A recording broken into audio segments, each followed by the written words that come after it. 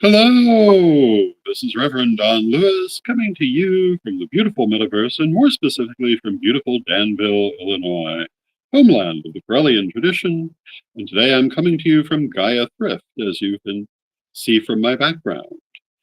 And we are here at Midday with Reverend Don. Welcome. As you know, if you follow Midday with Reverend Don, you can type your questions or comments into my chat room and we can talk directly. Um, I am going to be talking about the Black Moon today, and I am expecting Ed The Pagan as my guest, but he is not here yet, but he will come on when he arrives, and we will talk about what we're doing for the Black Moon. But first, let's talk about what the Black Moon is.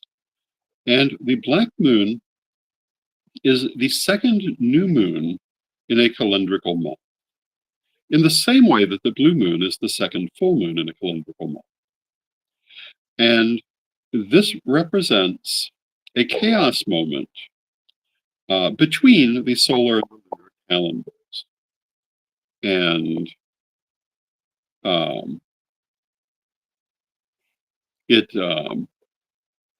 like all chaos moments, is a time of great possibility. And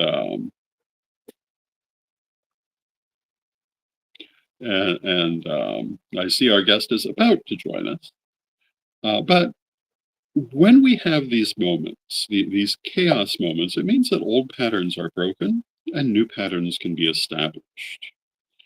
And therefore, we're very big on using this to our advantage and taking that moment to leave behind what we don't want in the old pattern and create the new pattern that we do wish to see. And with that, I think we can bring our guest on. Maybe. There.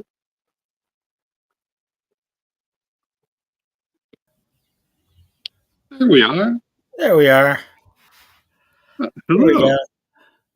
Oh yeah, it's just the world of today. Yes, Uh, indeed.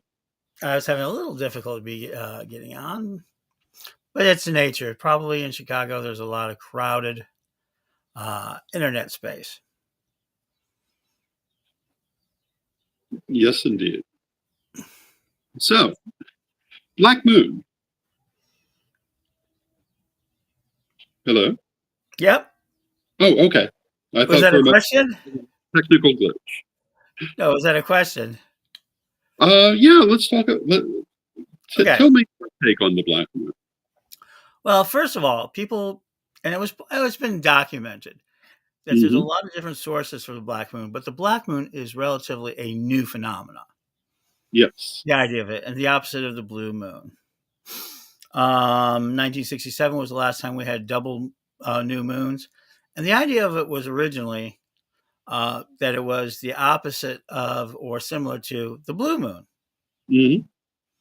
Hmm. The blue moon, as you know, is the second full moon in a month. And it's a day of frivolity and joviality, moose masses. It's been pretty historic. People have had fun with that. Yes. The We want black moon. to Boris Spasskovsky in the chat room. Hello, Boris. Good to see you.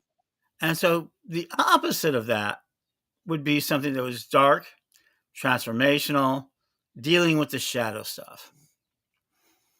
And so in our version, in one of the more documented answers, Dorothy Morrison wrote it in the Almanac of 2000.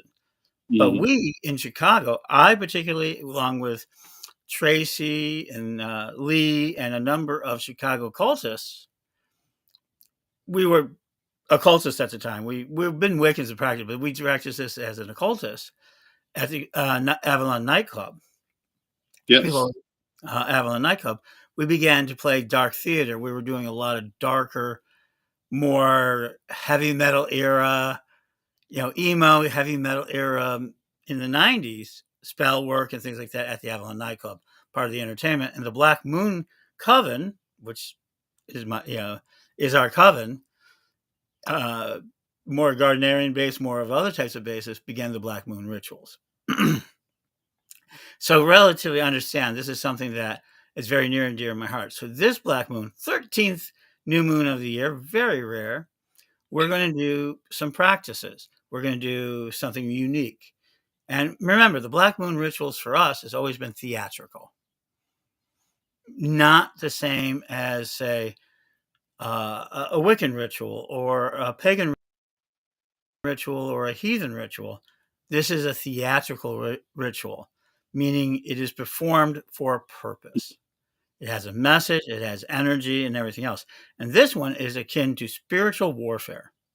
It is a theatrical thing about spiritual warfare in which we want to arm witches across America, called Witch Rising is a ritual, to arm and to energize witches all over the world and magic users, especially those who have been practicing, with a number of psychic and spiritual weaponry to counter the current Christian nationalist movement's spiritual warfare. Not their government, not their organizations, but literally the spiritual warfare of them praying every day against us. We saw it in Alabama. We've seen it in Philadelphia. We've seen this sort of rise, not only in conflict political, which is going to be dealt elsewhere, but this demand, Pastor Gregory Locke, for example, in Tennessee, against our very own people in Tennessee, are using spiritual warfare. So this very powerful theatrical piece also is embedded with energy from the crystal web, which is a tremendous construct of energy that we've been storing and using. All the practice I have, dealing with Fae, with dealing with shadow, dealing with a lot of energies. And we want to hand psychic weapons, spiritual weapons to witches through this theatrical event. Very cool. And when does the Black Moon happen? So it's 4:37 Central Standard Time. And that is so that people can get into it, because 1 hour later is the actual zenith of it. And it's a dark moon, really. We call it new moon because we've gotten used to it, but this is a dark moon, which means zero illumination from the moon. Yes. So that's the other thing. Even a new moon, they call new moons usually 1% illumination, and the dark moon is really that sort of thing. And that's on Monday, December 30th, just 2 days away. Yeah. More or less 40, about 55 hours from now. And we're still, people are bringing in their energies. They're still bringing in their things. And there's some really powerful things. One of the things that I think people are going to understand, one of the best healing weapons we have is the hand-to-hand, touch-to-touch ritual, which is antique. We've done it for a very long time. Phyllis Karat was kind of promoted it. Z Budapest kind of promoted it. Selena's kind of promoted it. It's been promoted at festivals a long time. And over the last couple of years, I've noticed that has faded. Since COVID, this ritual has faded. Prior to COVID, that is a point, isn't it? Right. And this was a powerful ritual where we would grow our circles by these sort of hand gestures. So I want to bring that back in, but I also want to make it sure that it can be used to break spell work, i.e., Christians who pray for us, if you can touch them, this will make them very paranoid, and it will be able to break some of that energy. Well, touch is always a very powerful thing and inherently a very positive thing. Oh, sure. I mean, that's how we do Reiki. That's how we do all sorts of things by touch. And some people don't touch with Reiki, some do. And in fact, most religious traditions, Correllians are too, believe in the transmission, and especially Catholics believe that you can't be a priest unless you're touched by another priest. And nuns too, that have been touched by St. Peter, whose basilica was just opened this week. Yes. And the concept is that every priesthood in existence of the Catholic Church has been touched by St. Peter. Most people don't know that, but it's one of the things. Because I was touched by a priest, not in the bad way, when I was talking about being touched by Catholic priests that can have different meanings. But I was consecrated as a son. And the reason I was consecrated as a son is that a father, a Monsignor, accepted I was on a Catholic path. At that time. Yeah. at the time. Oh, believe me, people don't realize I was trained as a Catholic to be, and I was hmm a deep dominionist, trained as a deep dominionist Baptist of the Southern Baptist tradition by one of the world's greatest evangelicals. He wasn't great at the time. He was literally starting his ministry at the time. So yeah, I hmm was raised for both those events. Hmm? This is true. Well, one of the stories that I don't tell too often, but Hmm. when we first met, it followed a prayer on my part to see Hmm. what Christians knew that pagans don't. And then you showed up knowing all of these things. Hmm. And it was very enlightening. And hello to Reverend Michael in the chat room. It's good to see you, Reverend Michael. Right. And so we began applying some of the principles that were not Christian based because people don't understand the term evangelical. hmm Evangelical means the spreader of good news. And one of the first things the Christian right did is they dominated that answer. hmm Most people don't know. Guy Kawasaki, one of my famous tech guys, was called the Apple Evangelist. hmm That was his official title. Didn't mean he was Christian. It means he evangelized for Apple. It means bringing the good news. I have been a pagan or a Wiccan evangelical, especially a Corellian evangelical, bringing the good news of Corellianism to the world. And I use some of the methods. And today, Corellianism is by far the largest tradition in the world right now. And hmm historically, no one has matched our numbers. This is true. So people misunderstand. I'm going to be in the next years, I'm going to be more dedicated to my evangelical side of myself, which is spreading the good news of Corellianism, paganism. Why is it better? Because I need to get that in. What turned me from Christianity has always been the question. hmm And so, yeah. Oh, you want me to answer it? Okay. I thought you were leading into that. No, I wasn't. I was just mentioning. I don't always. I rarely ever mention, it, and it ties directly into the Black Moon. So hmm not only was I evangelical, I was also a spiritual warrior. Up into Yeah. my 20s, I was a trained spiritual warrior.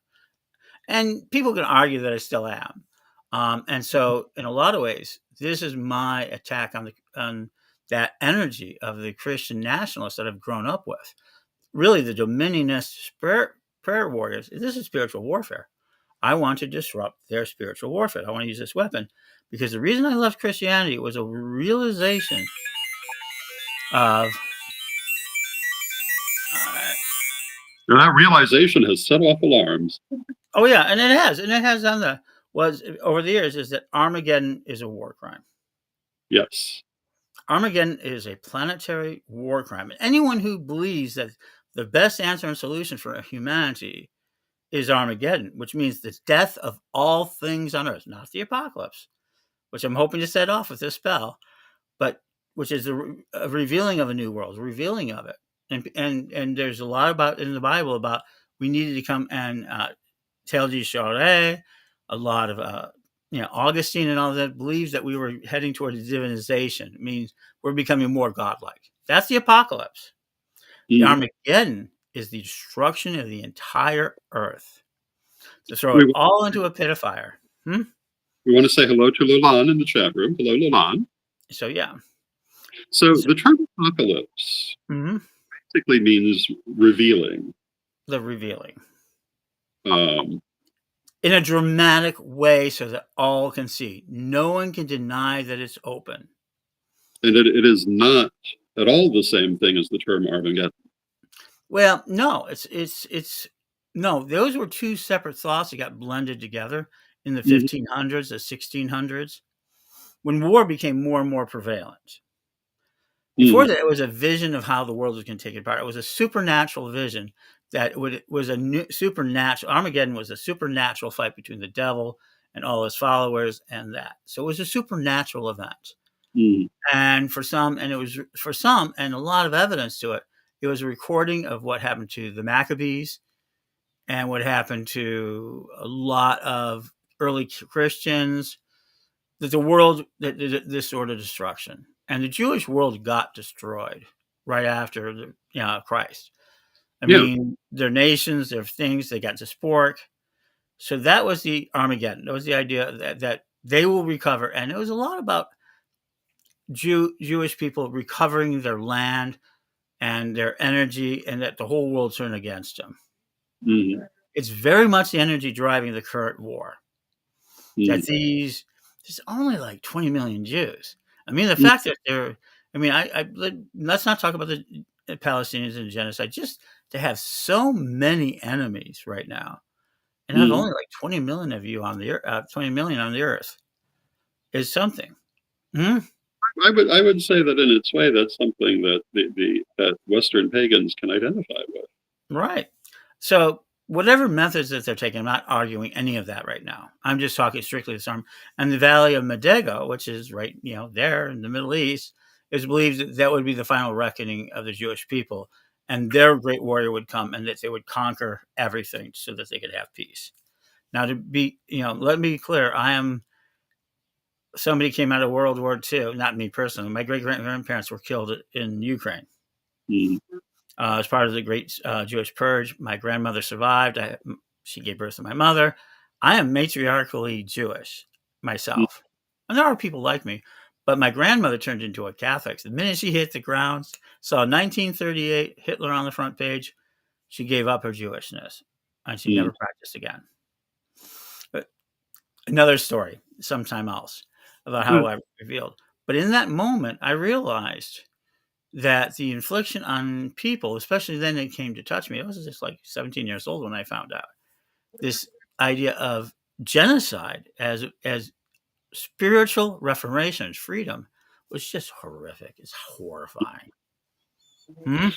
You used to tell me about the evangelicals who would talk about all the people dying in Armageddon and be so happy about it, and that this is really a terrible thing And they're contemplating, but they're treating it as if it were joyful. so, right, Richard Reverend Riser, the Doomsday Show, would speak about the glorious days of creation, not about about the viruses practicing the sacred art, the divine art, the devilish art of viral evolution, and how the meteors are a perfect clock, waiting for us, our doomsday, to send us a meteor that will hit us. I'm one of the world's best known. I actually know a lot about eschatology. And Yes. we did 9 shows. If you look it up on now Corellian TV, if you Yeah. really look it up, the Doomsday Show is there about my mocking of it. Do you know why I Yeah. stopped it after 9? Most people don't. I do. Yeah. My own staff turned against me and said, "People are going to believe you. They're going to come here and try to find the right Richard Reverend Riser." Yeah. I think there were a number of people who did not realize this was a comedy. This Even was though I a said it was. Hmm? uh, even though it was stated right up front. It But was. today you look at the news, and how often does that happen? Someone is quoting this ridiculous conspiracy theory that originated in a parody site Mhm. that was meant to be taken seriously, and people do. It's amazing. Well, recently, The Onion, who's in the battle to take over one of the right wing things, said something about a year ago. It says, "We can't write headlines more ridiculous than what is appearing now." Yeah, yeah. This And is The this. Onion, is just outrageous. They do outrageous thing and everything else, and they said that they can't. They literally said they cannot do pieces that were more outrageous than the news. They're having a difficult time doing parody. I totally believe that. Mhm. Even I swear I have once or twice heard people quoting them as though they were an actual news source. Too And many people times. have no ability to tell the difference anymore. Some people. Exactly. Yeah, no, and there's really hard to decipher. So Idiocracy. the Right Reverend Richard Riser may have his little fan club. We're waiting for his broadcast to come back because Yeah, they don't realize he was a parody. and oh yeah, it was, and he belonged to the Uptown Bar Grill and Church, where you can get a shot, uh, uh, a burger, and a bit of redemption. Yes. And the philosophy of the church is just you should sin as often as you can, because if Jesus died for our sins, then we should use it as much as we can. It would be an insult to God to do otherwise. Yes, the Right Reverend Riser was a very memorable character. Right. But he was meant to be a character that told truth of the ridiculousness of it. And now we're into it. So let's get back to the Black Moon. How does this all combine? Plus, I did the Great Crystal Web, which is millions of crystals, more than 1 million crystals around the world, put by thousands of practitioners, access points. Even 2 more I know got opened this week, maybe many more. Look that up. Get your access points in place. And it is originally it was, I call it the imagination construction, because I believe imagination is not a fake thing. They've tried to separate us from our imagination. You have to understand, imagination is very, very real skill. It taps into very real consciousness. Without imagination, there would be nothing else. We can't have a life without imagination. So there was that. And so it was built as that. And now more and more, we're seeing that it follows something, and people don't understand. I study quantum. Nobody knows quantum. We only have a bunch of theories and results, and we're trying to figure it all out. Anyone who says, "Oh, I understand quantum theory," then is smarter than the smartest man on earth right now. Yes. But you can study it and see some of the facts and things like that. And so what we're playing with is quantum entanglement, shared energy, and this sort of underlying strata of knowledge. And I think I really do believe, and this is what the Black Moon taps into, that what we call magic is a layer even beneath quantum. They're finding out there's something even beneath quantum, something that is more called informational society. So imagination taps into what is called informational, dreams and things like that. And great scientists have talked about these great leaps of faith, these great leaps of imagination, and how it affects the world. We talked about the observer theory, how it affects the world. Black Moon taps into that idea. If we can do this together, if we can believe this, and this is something that's happening, we can then disrupt spiritual warfare. And some of you are going to say, "Oh, prayers and all that spiritual warfare has no power." Fine. You are free to say that. But for the majority of the world that believes in it, they're giving it some strength. And I deal in egregors, which are conscious creations. Also, tolpos. Tolpos are individuals, creatures that are created by our minds into the world, psychics. And then we deal with informational bodies. I think fae, spirits, and a lot of them are informational bodies. They exist in this idea that the universe is made of intelligence, consciousness. Not intelligence, consciousness. And that and it goes back to our original theory, our original beliefs as human beings, that all things are connected. All things are one. Right? So if everything is one and there's this informational base, then that's what we're tapping into the Black Moon. We're trying to give ourselves these tools which we can see an effect. And I'm asking, if you're a paranormalist, I'm asking you to listen at that time we're doing the ritual for EVPs, electronic voice programs, or spiritual voices. I'm asking for people who have Schulman's consonants. I want to see any spikes. I'm looking for real evidence. So I'm a big believer that if magic is effective, you'll actually be able to detect it. So the Black Moon is Monday. We will be posting the ceremony. What time is the broadcast? It'll start at about 4:15 p.m. Central Standard Times on Witch Rising and on over. Here's where the real difference is. It's going to be over on 100 channels. It's the way it's going to be set up. It's going to go over 100 different channels. It will be hard if you're in the Facebook world. YouTube, it'll be easier to avoid. But if you are there in the magical world, you'll see it. And you can share it. You can share it out there. And the more people that become part of it, the stronger our defenses, our protections. Putting crystals around your house, start your storm water for this moon. Put out water, put out your crystals, light candles, do anything that you want, hand to hand, touch to touch, our circle grows. Wonderful. With that, I want to take a moment for a word from our sponsors. And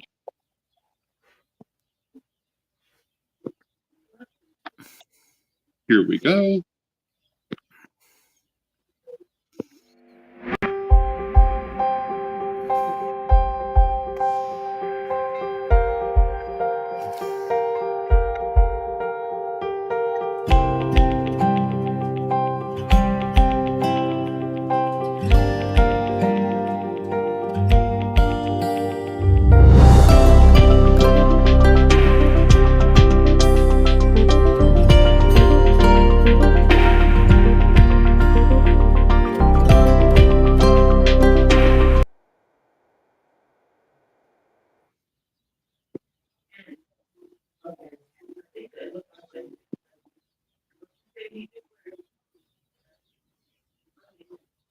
And thank you to our sponsor, Equinox Learning Hub, and also our other sponsor, Reverend Don's Metaphysical and Magic Auctions, and we'll be updating you on when the next auction will be soon.